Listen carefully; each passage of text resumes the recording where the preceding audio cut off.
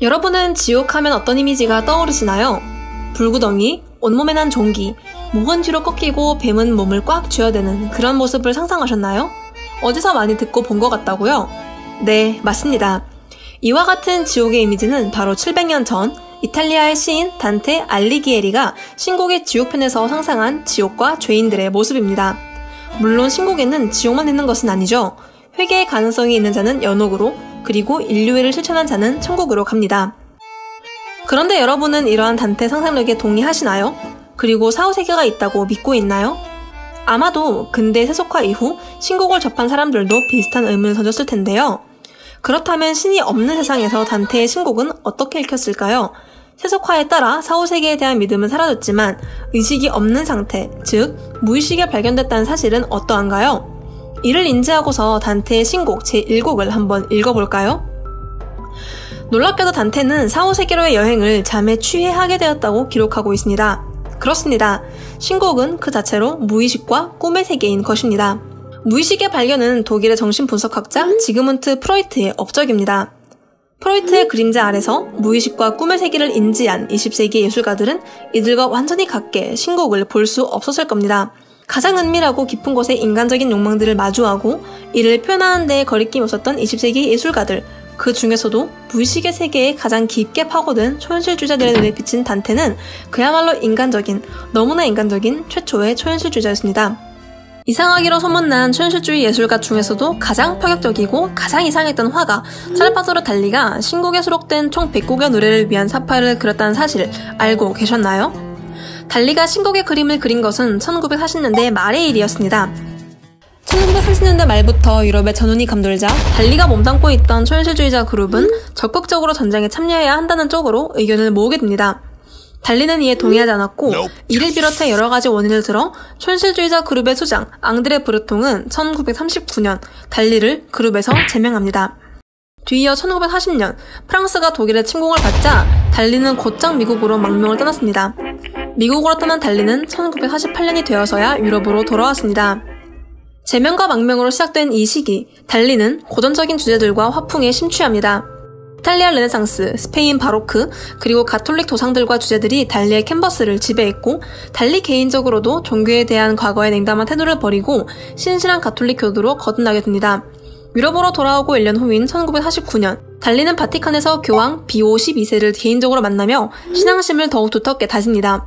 바로 그 다음 해인 1950년, 이탈리아 정부는 단테 탄생 700주기 사업의 일환으로 달리에게 신곡 사파 작업을 의뢰합니다.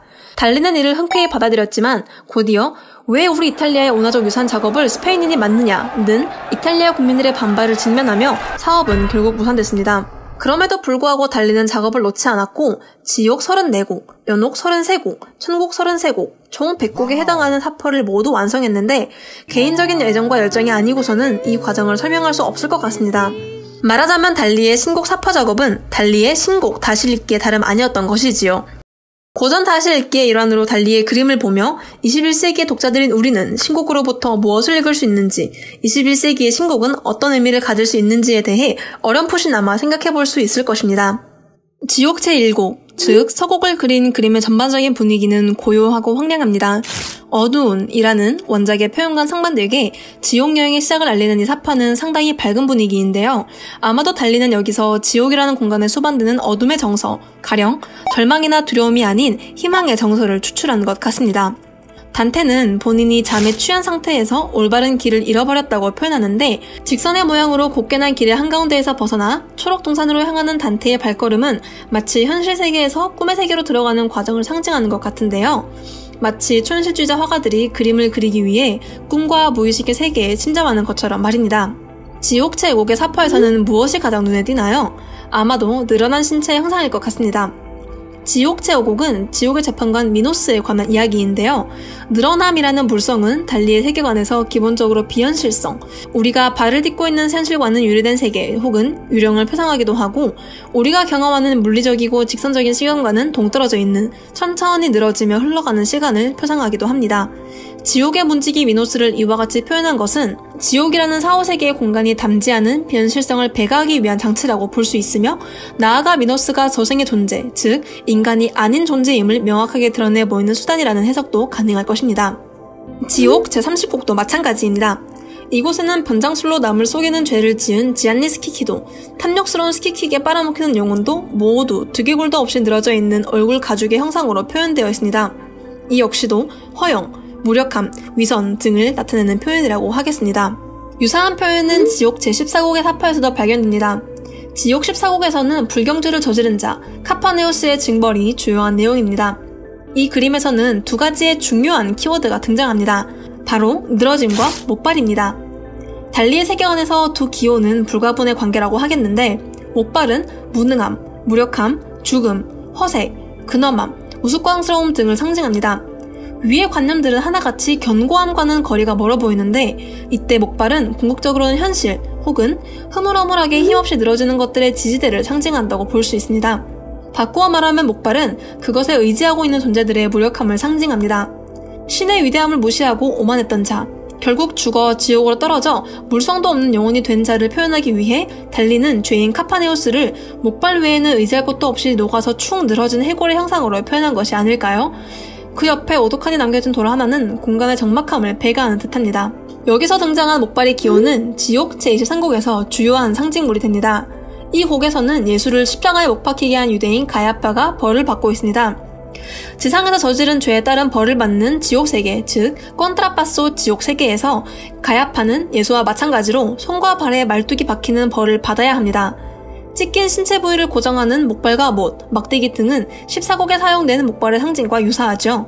찢긴 피부, 그리고 드러난 내장은 목발 없이는 땅바닥에 널브러질 수밖에 없을 따름입니다. 혹시 지옥편의 그림들에서 공통적으로 드러나는 부분을 발견하셨나요? 지옥편 사파에 등장하는 바닥의 묘사, 말하자면 오브제가 위치한 계단식의 단과 그 위에 새겨진 마치 원근법을 계산하기 위한 듯 보이는 붉은 소실선들은 연옥과 천국편으로 진행되며 거의 나오지 않습니다. 이는 달리가 지옥편에서 특히 두드러지는 치밀한 수학적 공간 계산에 기반하여 단테가 고안한 지옥의 구조를 최대한 감안하여 그림에 반영하고자 한 시도인 것으로 보입니다. 연옥을 여는 첫 번째 노래에서는 몸과 서랍이 등장하는군요.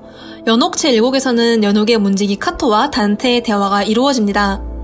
달리는 비우고 채우기를 반복하는 인간 내면의 욕망, 그리고 수많은 비밀이 감춰진 무의식을 표현할 때 몸과 서랍을 결합하곤 했는데요.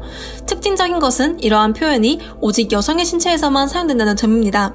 따라서 이 그림은 단테를 만난 연옥의 문지기 카토를 가리키는 것이 아니라 카토를 따라 연옥으로 오지 못한 그의 아내 마르치아를 가리키는 것으로 볼 수 있습니다.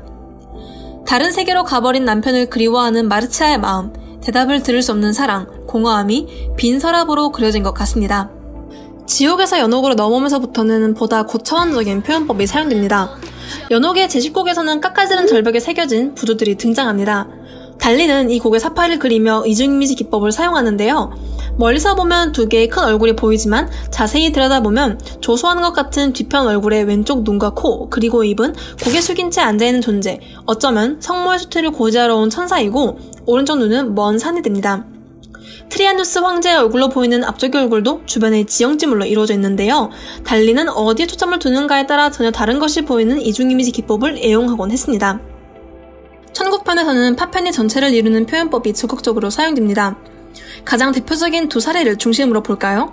천국 제9곡에 붙이는 사파에서 새로이 등장한 카를로 마르텔로의 형상은 파란색, 단테의 형상은 상징적인 붉은색입니다. 두 존재는 모두 제각각의 조각들이 한데 엉긴 채 형상을 이루고 있는데요. 달리는 양자의 컷과 같이 원자나 전자와 같은 미립자로 구성된 소우주, 미시세계의 재현에 매료되어 이를 시각화하는 것을 목표의 하나로 삼았는데, 지옥이나 연옥에 비해 보다 형이상학적인 천국의 세계를 묘사하는 데 가장 적합한 기법이라고 판단한 것 같습니다. 천국 제17곡도 마찬가지지요. 제17곡에서는 단테의 고조보로 십자군 전제에 참전했던 카차구이다가 등장하여 단테에게 그의 미래를 알려줍니다. 예언을 듣고 있는 단테의 곁에는 베아트리체가 있죠. 스페인의 한 전시는 이 사파에 La Presencia Divina, 신성한 존재라는 제목을 달았는데, 이 제목을 염두에 두고 사파와 텍스트를 본다면 달리가 그린 이 인물은 기도하는 베아트리체로 보일 수도 있고 신성한 등불로 직접 묘사되는 카차구이다로 보일 수도 있습니다. 달리는 파편들로 전체를 구성하는 원자 신비주의를 사용하여 신성함을 표현하고 있다고 할 수 있겠습니다. 이와 같은 파편과 전체의 형태로는 오직 천국편의 사파에서만 등장한다는 점에서 달리는 천국편만이 지니고 있는 형이상학적이고 이상적인 메시지를 최대한 의미의 손실 없이 전달하고자 깊은 고민을 했었다고 추론할 수 있습니다. 달리와 함께하는 단테의 꿈여행 어떠셨나요? 달리는 단테의 신곡을 읽고 나서 스스로가 세상을 보는 방식으로 신곡을 재창조했다고 볼 수 있겠습니다. 읽는 행위는 곧 쓰는 행위이고 또 그리는 행위입니다. 말하자면 읽는다는 행위가 다양한 매체의 창조의 출발점이 될 수 있는 것이죠. 특히 고전작품은 시대의 변화에 따라 텍스트의 의미가 다르게 이해될 수 있기 때문에 더 많은 창작의 여지를 남깁니다. 달리의 신곡 그리기는 곧 20세기를 살았던 한 사람의 신곡 다시 쓰기, 말하자면 일종의 독후감이라고 할 수도 있지 않을까요? 그렇다면 지금 21세기를 살아가는 사람들도 신곡이라는 인류의 고전으로부터 영감을 받고 21세기의 시선으로 신곡을 다시 쓸 수 있을 것입니다. 여러분은 14세기를 살았던 단테의 신곡에서 무엇을 발견하셨나요? 고전작품에 대한 여러분의 새로운 발견이 미래의 고전이 될지도 모릅니다.